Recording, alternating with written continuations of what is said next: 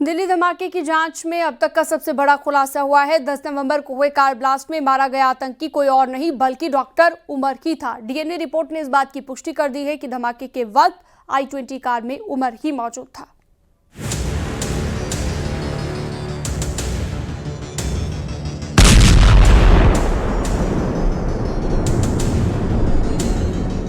देश की राजधानी दिल्ली में धमाकों से जुड़ी एक थ्योरी का सच डीएनए रिपोर्ट से बाहर आ गया है। रिपोर्ट में पता चला है कि 10 नवंबर को जिस i20 कार में धमाका हुआ उस कार में डॉक्टर उमर ही मौजूद था।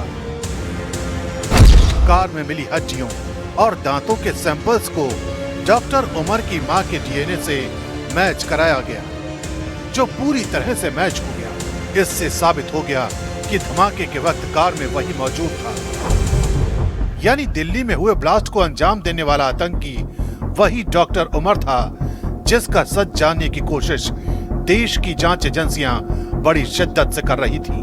उधर धमाके से पहले डॉक्टर उमर के रूट की जानकारी भी हाथ लगी है। इस रूट के मुताबिक डॉक्टर उमर सबसे पहले मयूर विहार से अपनी i20 कार लेकर निकला। इसके बाद दोपहर करीब 2:30 बजे कनाट प्लेस में उसकी लोकेशन ट्रेस हुई। वहां से आगे बढ़कर उमर आसफ अली रोड पर कमला मार्केट की मस्जिद पहुंचा, जहां वो करीब 10 मिनट तक रुका रहा।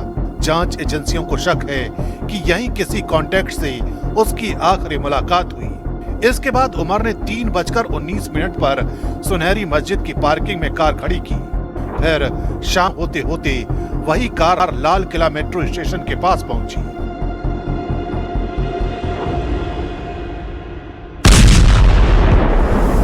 जहां 6:51 पर वो धमाका हुआ जिसने पूरी दिल्ली को दहला दिया।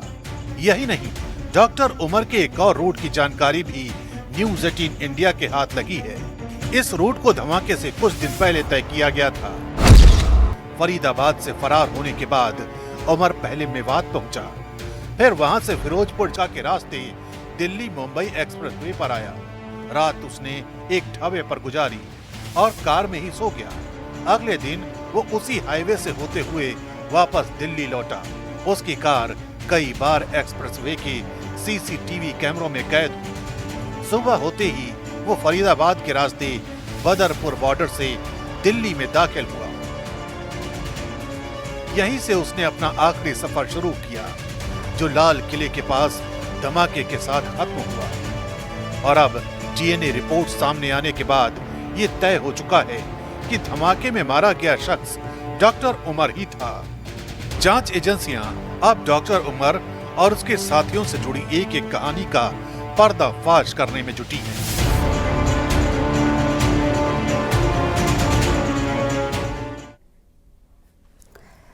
दिल्ली ब्लास्ट से जुड़े हुए आतंकी मॉड्यूल मामले में अब तक कई लोगों को हिरासत में लिया गया है, जिनमें 4 डॉक्टर, एक मौलवी शामिल है। और दिल्ली ब्लास्ट के तार कश्मीर, हरियाणा होते हुए यूपी तक जुड़ रहे हैं। फिलहाल दिल्ली धमाके की जांच एनआईए ने शुरू कर दी है।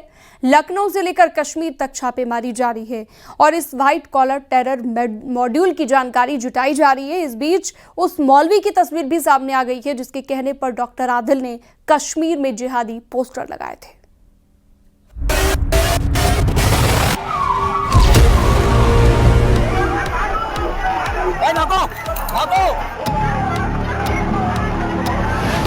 दिल्ली ब्लास्ट केस में बड़ा खुलासा।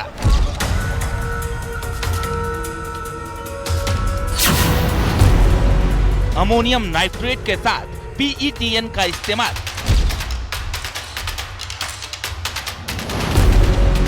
हाई एक्सप्लोसिव केमिकल है पीईटीएन। यूपी से जुड़े तार, जांच में जुटी एजेंसियां। दिल्ली के लाल किला धमाके को लेकर बड़ा खुलासा हुआ है। शुरुआती जांच में यह शक जताया गया है कि धमाके में अमोनियम नाइट्रेट के साथ पीईटीएन यानी पेंटा एरिथ्रिटोल टेट्रानाइट्रेट जैसे हाई एक्सप्लोसिव केमिकल का इस्तेमाल किया गया। सूत्रों के मुताबिक फ्यूल ऑयल और डेटोनेटर भी धमाके में शामिल हो सकते हैं। दिल्ली ब्लास्ट की जांच एनआईए को सौंपी गई है। जांच के लिए एनआईए एडीजी विजय साखरे की अगुवाई में 10 सदस्यीय टीम का गठन किया गया है। सोमवार शाम को हुए ब्लास्ट के बाद से लगातार जांच पड़ताल जारी।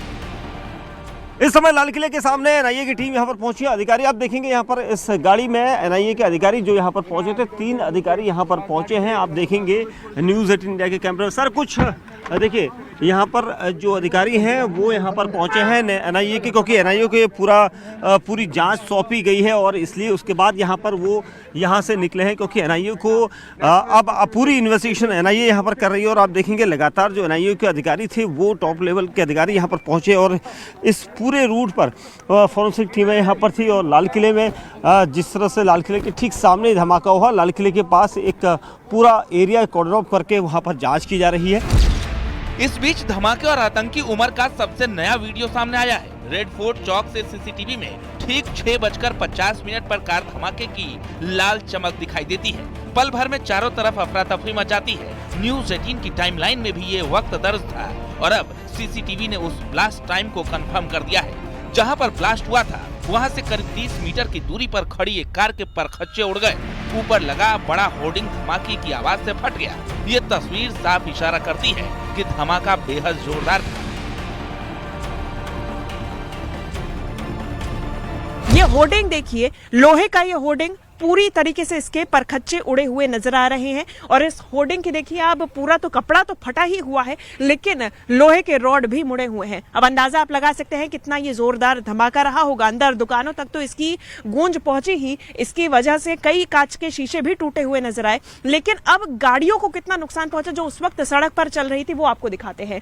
ये गाड़ी उसी दिन से यहाँ पे खड़ी हुई है जिसके चालक इसको छोड़कर चले गए, क्योंकि इतनी ज्यादा ये क्षतिग्रस्त हो गई। किसी प्रकार से कोई इस गाड़ी में नहीं, लेकिन उसके बावजूद इसके एयर बैग्स खुले हुए हैं। यानी कि इंपैक्ट इतना ज्यादा उस ब्लास्ट का कि एयर बैग्स तक इस गाड़ी के खुल गए। ये पूरे शीशे टूटे हुए हैं।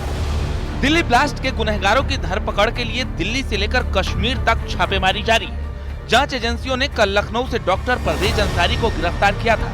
डॉक्टर परवेज अंसारी डॉक्टर शाहीन का सगा भाई है। डॉक्टर परवेज ने पूछताछ में कई सनसनीखेज खुलासे किए हैं। सूत्रों से मिली जानकारी के मुताबिक आतंकी साजिश से जुड़े सभी डॉक्टर एक दूसरे से चैटबॉट ग्रुप से जुड़े हुए थे। इसी चैटबॉट ग्रुप के जरिए सभी आपस में बात करते थे और बातचीत के बाद पूरी चैट हिस्ट्री को डिलीट कर दिया जाता था। इस ग्रुप में डॉक्टर शाहीन, उसका भाई परवेज अंसारी, फरीदाबाद से गिरफ्तार डॉक्टर मुजम्मिल, डॉक्टर उमर और सहारनपुर से गिरफ्तार डॉक्टर आदिल भी जुड़ा था। टीम ने दोनों जगहों से लैपटॉप, मोबाइल और कई सारे अहम दस्तावेज भी बरामद किए हैं। एजेंसियां अब इन डिजिटल दस्तावेजों से मिले डेटा के आधार पर जांच को आगे बढ़ा रही हैं। बताया जा रहा है कि शाहीन और परवेज का नाम एक चैट बॉट ग्रुप के जरिए सामने आया, जिसमें आतंकी वारदात की साजिश रचने की बातचीत होती थी। दिल्ली ब्लास्ट केस में गिरफ्तार आरोपी डॉक्टर शाहीन का परिवार इस घटना के बाद से परेशान है। न्यूज़ 18 से बातचीत में शाहीन के भाई मोहम्मद शोएब ने बताया कि उन्हें नहीं पता कि उनकी बहन शाहीन और भाई परवेज का नाम दिल्ली ब्लास्ट से कैसे जुड़ गया। कानपुर कनेक्शन जोड़ने के बाद डॉक्टर शाहीन के पूर्व पति का बयान भी सामने आया है। तो वो जब पूछताछ करी, पूरा घर को खंगाला, देखा वाला, उनको कुछ नहीं मिला।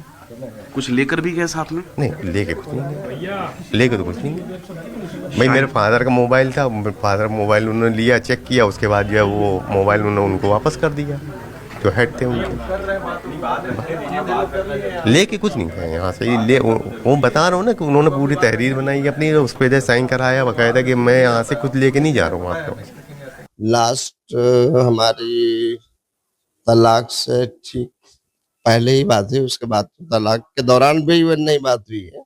सिर्फ साइन हम लोगों ने फार्म में बैठे किया था। ये 2012 के लास्ट वर्ष में शायद। सर, आपको कब पता चला कि उनका आतंकी कनेक्शन है और क्या कोई पुलिस टीम आपके पास आई, एटीएस या कोई एजेंसी आपके पास पूछने आई? कोई भी नहीं आया, कल मुझे रात में पता चला।